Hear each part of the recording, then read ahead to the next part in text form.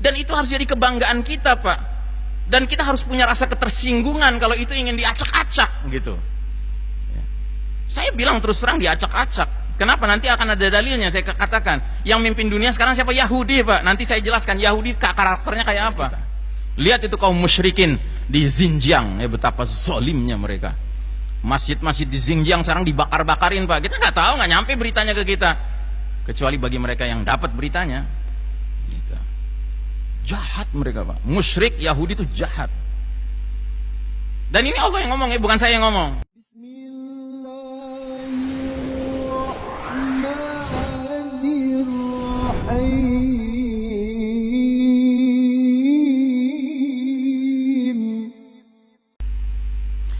Ada hadis di mana Nabi memperingatkan, sekalipun Islam ini sudah sempurna, tapi yang menegakkannya itu manusia. Yang namanya manusia kadang kuat, kadang lemah. Muslimin kadang-kadang kuat, kadang-kadang lemah. Sehingga Nabi jelaskan, ada satu hadis tentang kemungkinan ikatan Islam itu sekalipun sudah berdiri kokoh, mentereng, cemerlang, ya, Islam hadir dengan segenap pilar-pilarnya, ipol, exos, but, mil, penkumnya, ya kan, bisa saja dia runtuh lagi. Dan cara runtuhnya bagaimana? Jelas tegas Nabi menggambarkan, la tunqadhanna ural islami urwatan urwatan kullaman taqadat urwatun tashabbathan nasu billati taliha. Ikatan Islam itu akan terurai simpul demi simpul, one by one, satu persatu. Dan jika satu simpul terurai, manusia gelayutan pada simpul berikutnya yang masih tersisa. Itu terurai lagi, pegang lagi simpul berikutnya, dan seterusnya dan seterusnya. Fa awwaluhunna naqdun al-hukmu wa akhiruhunna as-shalah. Yang paling awal simpulnya copot, simpul apa? Urusan hukum. Dan yang paling akhir urusan apa? Urusan apa? Urusan sholat, Pak. Nah, ketika umat Islam melemah, runtuhlah bangunan Islam yang besar ini tahun 1924, 1342. Yang paling pertama runtuh apa, Pak? Hukumnya. Begitu tadinya ada khilafah, Kesultanan Utsmani Turki, terus muncul sang pengkhianat Mustafa Kemal, mendirikan Republik Turki modern yang berpaham berideologi nasionalisme dan sekularisme. Apa yang dia kerjakan nomor satu? Dia katakan tidak ada lagi hukum Islam. Hukum yang berlaku hukum sekuler. Ya. Dan ternyata itu menular kepada negeri-negeri muslim lainnya, Pak. Dan umumnya negeri muslim lainnya tadinya pakai hukum Islam, akhirnya pakai hukum mantan penjajahnya. Kalau tadinya dijajah sama Inggris, biasanya pakai hukum Inggris. Ya, adalah satu dua hukum adat setempat masih dipakai, hukum Islam masih dipakai, tapi bukan itu yang pokoknya dan bukan itu satu-satunya, tidak. Tapi hukum Inggris lebih dominan. Ada sebuah negeri muslim pernah dijajah Belanda, Pak, ya kan? Belandanya udah terusir, hukum Belandanya awet di situ. Ya. Ya, adat istiadat setempat masih ada lah sana sini, hukum Islam sana sini sedikit-sedikit masih ada. Tapi yang jelas bukan hukum Islam lagi yang memimpin, yang mengatur. Itu yang paling pertama terurai, Pak. Tapi karena orang kafir itu benar-benar ingin menyebarluaskan kekafiran mereka, mereka berpikir bagaimana supaya bukan hanya hukumnya, politiknya akhirnya berubah. Sudah nggak dikenal lagi politik Islam, sudah nggak dikenal, Pak. Sekarang politik ya politik kriptokrasi. Itu yang terbaru sekarang, Pak. Ya, kriptokrasi. Sistem politik yang merupakan kerjasama antara yang berkuasa dengan para pengusaha, gitu. Sehingga udah kayak apa namanya, enterprise. Negara tuh udah kayak enterprise, Pak, di bidang politik, gitu. Transaksional politiknya. Nggak dikenal. Politik Islam sudah makin asing, Pak.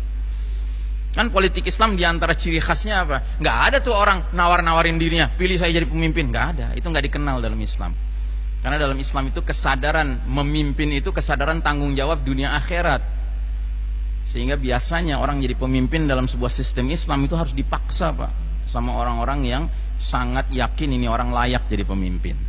Termasuk nanti Al-Mahdi muncul tuh dengan baiat yang dipaksakan di depan Ka'bah. Al-Mahdi nanti nggak pakai promosi, Pak, nggak muncul wajahnya Al-Mahdi di semua pohon-pohon, tiang listrik, enggak, Pak, nggak muncul nanti. Nggak akan Anda temukan itu. Itu di bidang politik, terurailah simpul politik. Di bidang ekonomi, bahkan diundang Pak ekonomi ribawi ke negeri-negeri kaum muslimin. Terurai sistem ekonomi Islam. Terus di bidang apa lagi? Bidang budaya, ya kan sudah bukan budaya Islam lagi Pak. Berbagai hiburan itu nggak lagi mengingatkan orang pada zikrullah, tapi hiburan yang ada menjadikan orang fiktor, pikiran-pikiran kotor Pak. Di bidang pendidikan sudah bukan pendidikan Islam lagi. Makanya banyak orang tua sudah nggak punya semangat anak pengen jadi cita-citanya jadi ulama. Enggak. Pokoknya kalau nggak jadi tukang dokter, jadi tukang insinyur. Gitu. Urusannya duniawi melulu. Karena pendidikannya sekuler. Dan ini kita saksikan Pak, satu demi satu nih simpul-simpul nih copot nih Pak. Simpul medis copot juga. Dulu kita ketika bernaung di bawah Tibbun Nabawi, pengobatan cara Nabi, semua kita punya kesadaran akan ayat wa idza maridtu fahuwa yashfin. Apabila aku sakit, Allah yang menyembuhkan. Tabib itu cuman perantara saja. Dia bukan yang menyembuhkan. Tapi dalam sistem medis, sistem Dajjal ini Pak, dokter itu kayak wow, playing God. Dia berperan seperti Tuhan Pak. Makanya ada itu dokter-dokter di era modern sekarang ini berani mengeluarkan pernyataan, maaf Pak, setelah dilihat diagnosa lewat ronsen segala, umur Bapak tinggal 3 bulan. Pernah gak dengar kayak gitu? Pernah kan? Siapa dia gitu loh Pak, berani menentukan mati dan hidupnya seseorang. Nauzubillahi min dzalik. Ya. Dan cilakanya banyak pasien yang anggap kalau sudah dokter yang ngomong itu kayaknya lebih hebat dari ayat, dari hadis. Semua Pak, bidang demi bidang. Nah, yang paling mengerikan sekarang bidang simpul terakhir sedang kita saksikan di depan mata kepala kita sendiri Pak, diacak-acak sama mereka. Simpul apa itu? Simpul apa? Simpul salat. Ingat, ada sebuah kaidah ya, fikih yang kita semua udah tahu Pak, dari kecil kita udah tahu kaidah fikih ini. Mungkin secara bahasanya kita nggak tahu, tapi intinya kita tahu. Bahasanya begini, al-aslu fil ibadati al-hadhar. Hukum asalnya ibadah. Ibadah ini maksudnya ibadah ritual seremonial Pak. Contohnya sholat gitu ya. Contohnya mengelola jenazah. Contohnya umroh. Contohnya haji. Contohnya menyembelih ya kan. Itu semua ibadah ritual seremonial. Ya, asal hukum dari ibadah ritual itu, hukumnya adalah haram. Nggak boleh Pak. Kita nggak boleh beribadah sebagai buah inovasi kita, karang-karangan kita, karya kita, nggak boleh Pak. Pokoknya yang namanya ibadah tuh ngikut sama sunnah Nabi, plek-plekan. Ngikut syariat Allah dan Rasulnya, plek-plekan. Lain halnya dengan muamalah. Kalau muamalah itu sebaliknya, ya, dalam urusan jual beli asal hukumnya semuanya dibolehkan, kecuali yang diharamkan, kecuali yang dilarang. Jadi kita boleh berkreativitas, berinovasi kalau sudah urusan muamalah Pak. Cuman ya kita harus hindari adalah yang terlarang-terlarangnya. Dan itu biasanya nggak banyak. Supaya apa? Supaya kita bisa berjalan urusan antar manusia kita. Tapi kalau urusan kita beribadah kepada Allah Ta'ala, itu jelas, pakemnya jelas, nggak boleh dirubah. Nggak ada cerita kita boleh berinovasi, berkreasi gitu, nggak ada cerita. Nah sekarang mari kita lihat apa pesan Nabi urusan sholat ini. Yang paling pertama, dan kita semua sudah dengar dari kecil, sallu kama ra'aitumuni usalli. Salatlah kalian sebagaimana kalian melihat aku salat. Itu kalau sendirian. Nah kalau Nabi berjamaah kira-kira gimana? Salat berjamaahlah kalian sebagaimana kalian melihat aku dan para sahabatku salat berjamaah. Iya toh? Jangan karang-karang cara yang lain dengan alasan apapun, nggak ada ceritanya. Karenanya suatu ketika para sahabat menyampaikan kesaksian sebagai berikut. Kana Rasulullah sallallahu alaihi wasallam ya'tina fayamsahu awatiqana wa sudurana wa yaqulu la takhtalif sufufakum fatakhallafa qulubakum. Suatu ketika Nabi mau memimpin sholat, ya kan? Nabi datang itu para sahabat yang di belakang dia lagi berbaris, dipegang dada-dada mereka, bahu-bahu mereka dirapihkan sama Nabi sedemikian rupa sambil Nabi bilang, janganlah berselisih kalian dalam shaf kalian sehingga berselisihlah hati kalian. Ingat ya, berselisih itu maknanya bukan sekedar jangan nggak lurus, ya kan? Tapi jangan nggak rapat. Itu maksud berselisih. Ingat ya, yang ngomong bukan Iksan Tanjung nih. Ini yang ngomong Nabi ya, bukan saya Pak. Jadi urusan Anda dengan Allah. Sebab Anda mengikuti Nabi itu urusannya dengan Allah, bukan dengan saya. Urusan saya sebagai da'i cuman menyampaikan saja. Saya nggak punya kemampuan untuk bisa memaksa Anda mengikut kepada kata-kata ini. Dan ini hadis riwayat Ibnu Hibban, sahih hadisnya. Imam Syafi'i rahimahullah pernah mengunjungi makam Nabi. Di atas makam Nabi dia bilang apa? Pendapat siapapun selain penghuni makam ini boleh kalian terima, boleh kalian tolak. Tapi kalau sudah pendapat penghuni makam ini, wajib kalian terima. Itu sikap kita Pak. Hadis lain lagi, apa kata Nabi? Qimus sufufa wa hadhu bainal manakibi wa suddul khalal walinu bi aidi ikhwanikum wa la tadhuru furujatin lisyaitan. Jadi kata Nabi, tegakkanlah saf-saf kalian, barisan-barisan kalian, sejajarkanlah pundak-pundak kalian, tutuplah celah-celah di antara kalian, ya. Tutuplah celah-celah di antara kalian, dan lemah lembutlah terhadap tangan saudara kalian. Maksudnya begini, kalau kita lagi mau sholat di saf kedua, kita lihat di saf depan kita ada celah gitu ya, kayaknya sempit celahnya tapi ada celah, terus kita masuk ke situ, masuklah dengan lemah lembut, ya, jangan dengan kasar, karena itu tangan-tangan saudaramu. Begitu. Terus yang selanjutnya ini yang menarik, Nabi tadi udah bilang kan, tutuplah celah-celah di antara kalian. Diulang lagi, kata Nabi, wala tazaru furujatin lisyaitan. Tutuplah celah-celah, karena kalau kalian tidak tutup, ya, itu celah jadi tempat nongkrongnya syaitan. Jangan kalian biarkan celah-celah itu untuk syaitan. Jelas-jelas Nabi bilang begitu. Sekarang saya tanya, kita mau sholat sama saudara beriman kita di kanan kiri kita apa dengan syaitan? Ya silahkan jawab sendiri. Renungkan baik-baik. Lagi-lagi saya katakan ini bukan ucapan saya Iksan Tanjung, ini ucapan Nabi Muhammad sallallahu alaihi wasallam yang kita harapkan syafaatnya.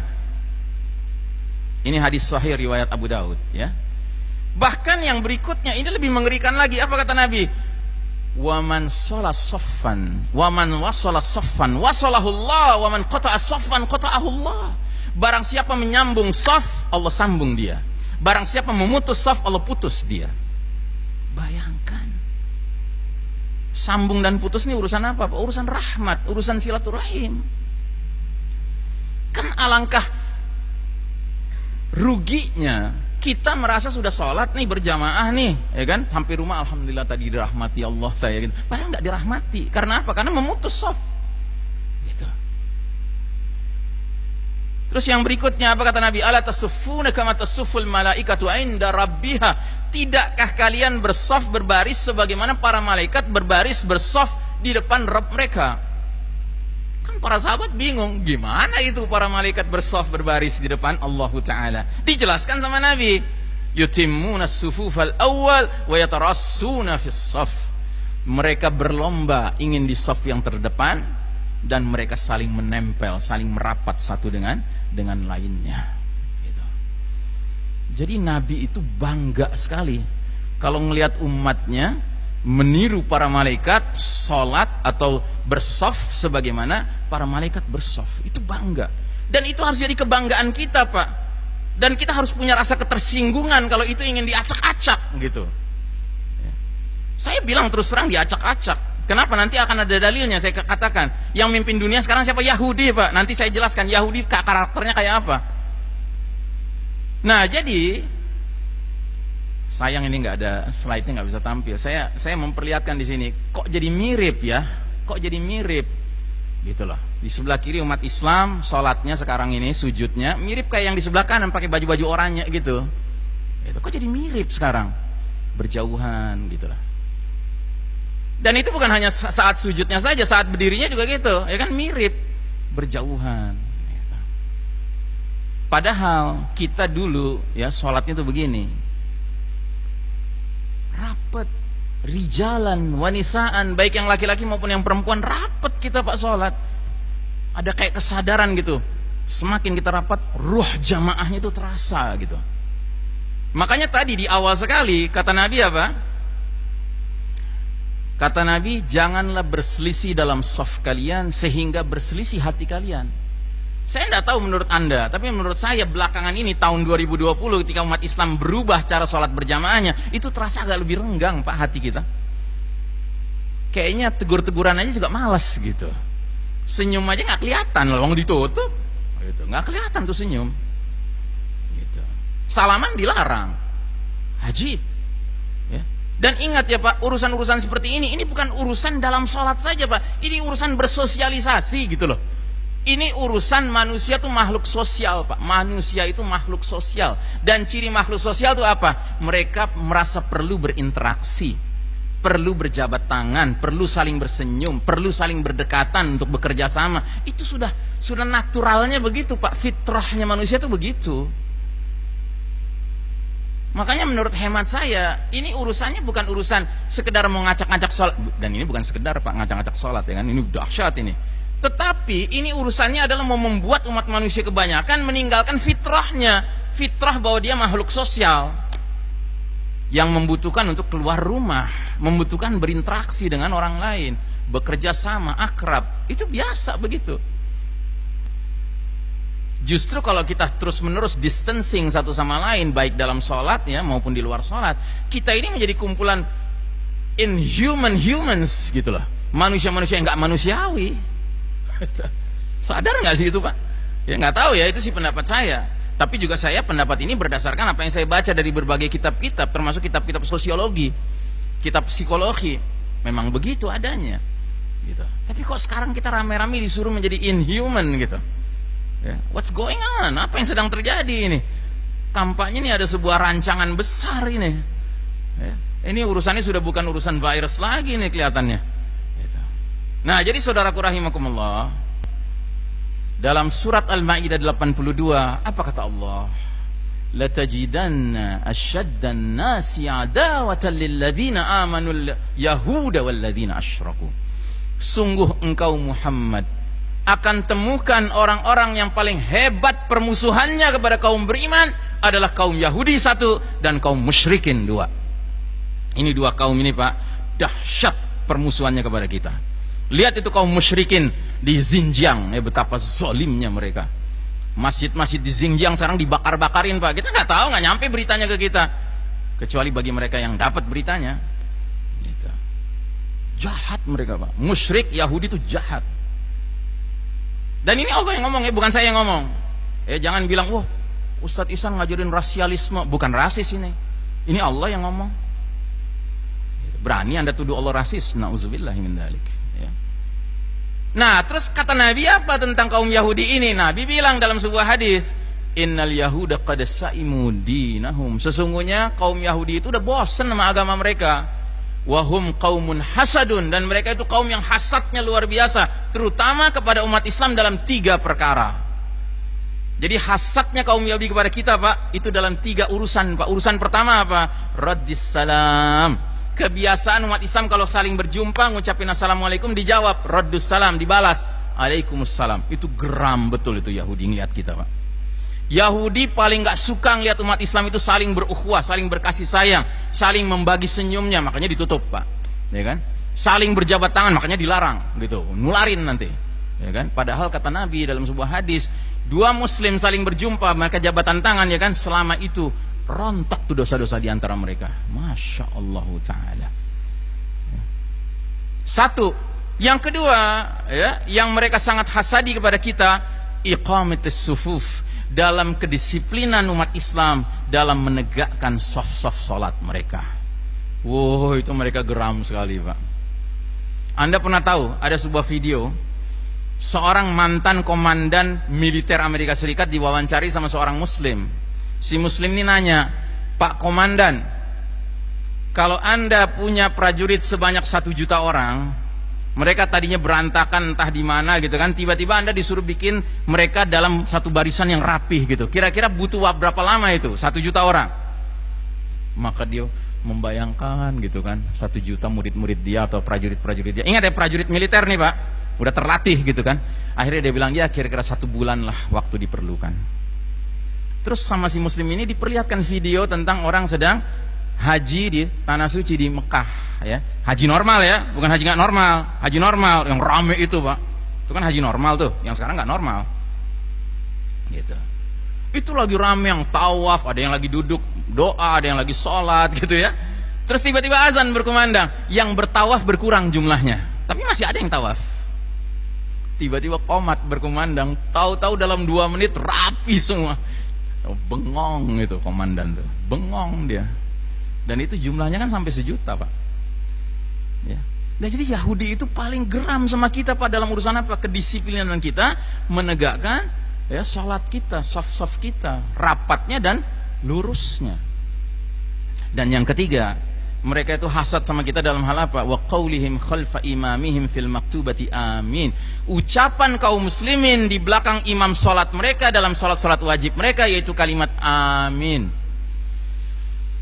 Jadi umat Yahudi itu kalau sudah melihat umat Islam salat berjamaah, terutama yang jahar, salat Jumat, salat Maghrib, salat Isya, salat subuh ya kan, itu aminnya suaranya keras, Pak. Oh, itu mereka geram. Hasadnya luar biasa mereka. Maka mereka berusaha untuk ngurangin. Ya, sekarang di masjid-masjid yang biasanya 1000 orang jadi 500 orang, ya kan? Mungkin jadi 300 orang tergantung keluasan apa wajib jumlah X-nya kali, gitu. Ya kan?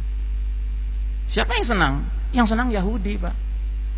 Nah, jadi saya tanya, kita mau pilih mana, Pak? Menyenangkan Allah dan Rasulnya atau menyenangkan Yahudi? It's all your choice. Semua itu pilihan Anda. Ya. Saya cuma menyampaikan, ini tugas saya. Mudah-mudahan apa yang saya sampaikan pagi hari ini menjadi ilmu bermanfaat dunia akhirat untuk kita bersama.